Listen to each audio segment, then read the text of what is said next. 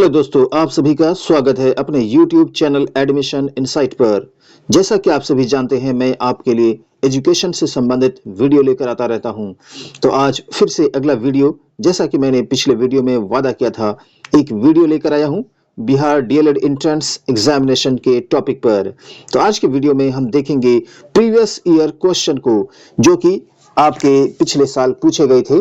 तो previous year question को अगर आप देखते हैं तो आपको आइडिया मिलता है हमें किन टॉपिक पर मेहनत करने की आवश्यकता है और किस टाइप के क्वेश्चन पूछे जाते हैं एग्जामिनेशन में। तो चलिए करते हैं क्लास को शुरू। जैसा कि आप देख रहे हैं, बिहार डीएलएड एग्जामिनेशन जो कि पूछा गया था 3 अप्रैल 2024 सेकंड शिफ्ट में। जैसा कि आप जानते हैं, अलग अलग शिफ्ट में एग्जाम हुआ करती है बिहार डीएलएड एंट्रेंस की, चूंकि स्टूडेंट्स बहुत ज्यादा हैं इसलिए। तो आज हम देखेंगे प्रीवियस ईयर पेपर 3 अप्रैल 2024 शिफ्ट 2 को, और इनमें हम खास तौर पर देखेंगे सोशल साइंस के क्वेश्चन को। तो चलिए देखते हैं हम क्वेश्चन को। हम आ रहे हैं अगले पेज पर, जहां से सोशल साइंस का क्वेश्चन स्टार्ट हो रहा है वहां से। तो इस तरीके से हम देखने जा रहे हैं पहले क्वेश्चन को, सोशल साइंस को, जो कि पिछले साल 2024 को पूछे गए थे। तो चलिए हमारा पहला क्वेश्चन शुरू हो रहा है। जर्मनी की मुद्रा का नाम क्या था? जर्मनी की मुद्रा का नाम क्या था? तो इसका ऑप्शन 3 सही होगा, मार्क था। जर्मनी की मुद्रा का नाम क्या था बच्चों? मार्क था। चलिए देखते हैं नेक्स्ट क्वेश्चन को। अगला क्वेश्चन हमारे पास है, रबड़ बागान प्रसिद्ध है डैश में, यानी रबड़ बागान कहां पर प्रसिद्ध है? तो ऑप्शन ये रहा हमारे पास, श्रीलंका, ब्राजील, मलेशिया, यूएसए। तो करेक्ट ऑप्शन हो जाएगा मलेशिया, यानी मलेशिया में रबड़ बागान प्रसिद्ध है। अगला सवाल है हमारे पास, बोल्शेविक पार्टी के नेता कौन थे? तो इसका सही उत्तर हो जाएगा लेनिन। लेनिन, जैसा कि आप 10th क्लास में पढ़ चुके होंगे। अगले क्वेश्चन पर चलते हैं हम। क्वेश्चन नंबर 194, जो कि उस समय पूछा गया था, जालियांवाला बाग हत्याकांड कब हुआ था? जो कि आप हिस्ट्री में पढ़ चुके होंगे। तो इसका सही उत्तर जानते हैं, 13 अप्रैल 1919 ईस्वी को। 13 अप्रैल 1919 ईस्वी को जालियांवाला बाग हत्याकांड हुआ था। नेक्स्ट क्वेश्चन को देखते हैं। मेगास्थनीज ने पाटलिपुत्र की यात्रा किसके शासनकाल में की थी? तो बताइए सही उत्तर आप। मेगास्थनीज ने पाटलिपुत्र की यात्रा किसके शासनकाल में की थी? ये हिस्ट्री का क्वेश्चन है। तो सही उत्तर है चंद्रगुप्त मौर्य। चंद्रगुप्त मौर्य के शासनकाल में मेगास्थनीज ने पाटलिपुत्र की यात्रा की थी। नेक्स्ट क्वेश्चन है हमारे पास, भरतपुर पक्षी अभयारण्य कहां पर स्थित है? तो सही ऑप्शन इसका हो जाएगा राजस्थान। भरतपुर पक्षी अभयारण्य राजस्थान में स्थित है, जहां पर पक्षी वगैरह को रखा जाता है। नेक्स्ट क्वेश्चन की ओर चलते हैं। भूटान की अर्थव्यवस्था किस पर आधारित है? बताइए। पहला ऑप्शन है उद्योग पर, दूसरा कृषि पर, इसी तरीके से तीसरा पर्यटन पर, चौथा इनमें से कोई नहीं। तो सही उत्तर होगा कृषि पर, ऑप्शन नंबर 2। चलते हैं नेक्स्ट क्वेश्चन पर।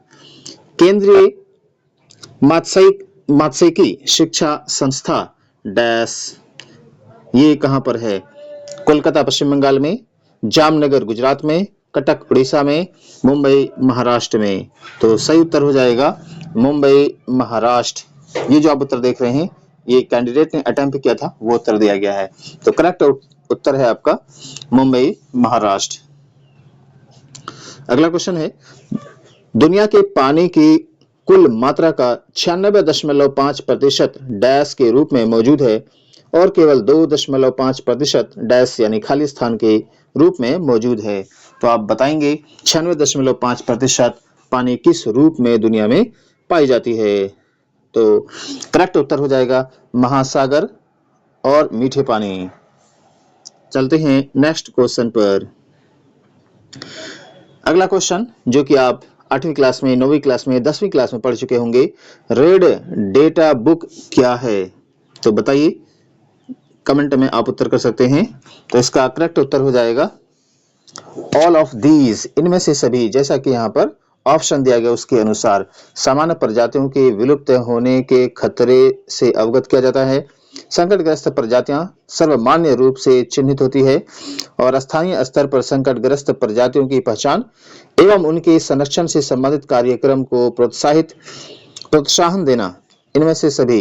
तो यहाँ पर चारों ऑप्शन सही है, चूंकि जो रेड डेटा पुस्तक है उसमें विलुप्त हो रहे जीव जंतुओं के बारे में सूचना दी जाती है और उसकी संख्या बताई जाती है, इसलिए सही ऑप्शन यहाँ पर है सही। चार ऑप्शन सही हैं। अगला क्वेश्चन है, भाखड़ा नांगल परियोजना किस नदी पर अवस्थित है? क्लास 10th में आप पढ़ चुके होंगे भूगोल में। तो ये आपका सही उत्तर हो जाएगा सतलुज या सतलज। चलते हैं नेक्स्ट क्वेश्चन पर। पर्वतीय भाग में किस प्रकार के रेल मार्ग बनाए जाते हैं? जहां पर पर्वत है वहां पर रेल मार्ग किस प्रकार की होती है? तो वहां पे रेल मार्ग होती है नैरो, यानी संकड़ी लाइन, यानी छोटी लाइन होती है, दो पटरियों के बीच की गैप कम होती है। चलते हैं नेक्स्ट क्वेश्चन पर, जो कि है जयप्रकाश नारायण अंतर्राष्ट्रीय हवाई अड्डा बिहार के किस शहर में स्थित है? बहुत ही आसान सवाल है, ये उत्तर हो जाएगा सही पटना। बिहार के छात्र आंदोलन के नेता जाने जाते हैं जयप्रकाश नारायण, तो उसी के नाम से हवाई अड्डा बनाई गई है पटना में। चलते हैं अगले क्वेश्चन पर। अगला सवाल है, कम्युनिस्ट शासन व्यवस्था किस देश में है? अलग अलग प्रकार की शासन व्यवस्था है, उन्हीं में से एक है कम्युनिस्ट शासन व्यवस्था, जो कि है चीन में। कहां पर है बच्चों? चीन में या चाइना। चलते हैं अगले क्वेश्चन पर। अगला क्वेश्चन है हमारे पास, विशिष्ट व्यक्ति और साधारण व्यक्ति के वोट का मूल्य होता है, बताइए। पहला ऑप्शन एक होता है, भिन्न होता है, एक तथा भिन्न दोनों। तो सही उत्तर हो जाएगा एक। चलते हैं अगले क्वेश्चन पर।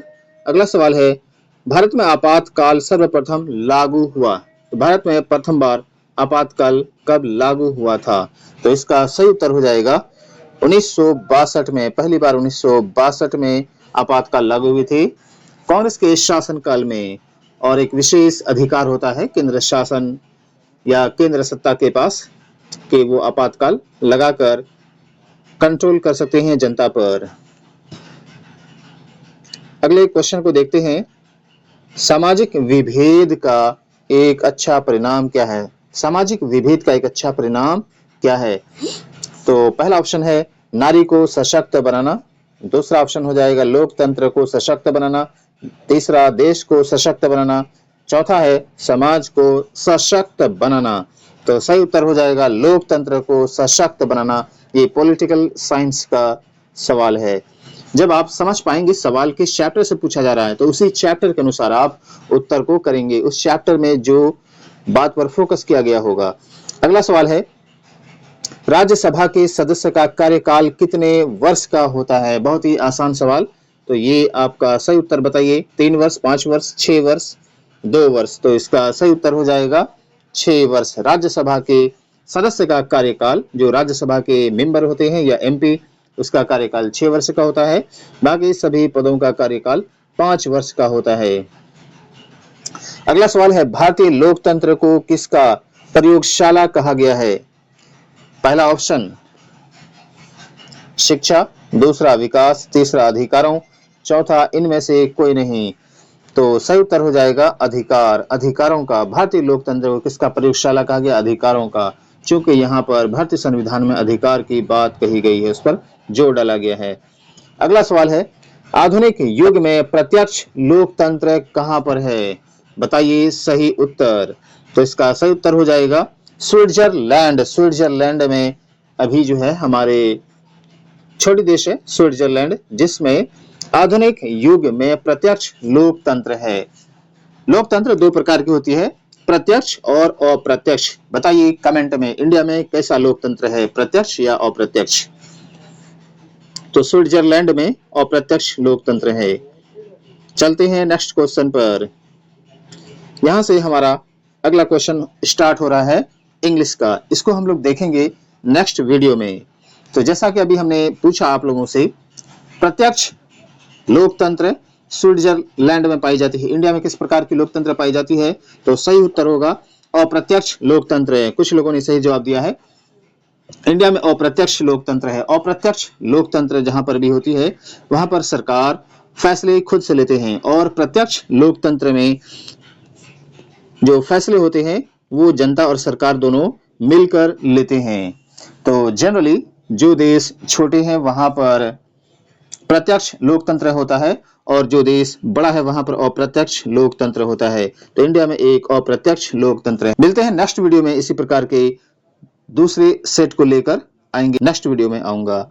आप हमारे इस चैनल को लाइक सब्सक्राइब कीजिए ताकि लेटेस्ट नोटिफिकेशन आपको मिलती रहे। मिलते हैं नेक्स्ट वीडियो में। धन्यवाद।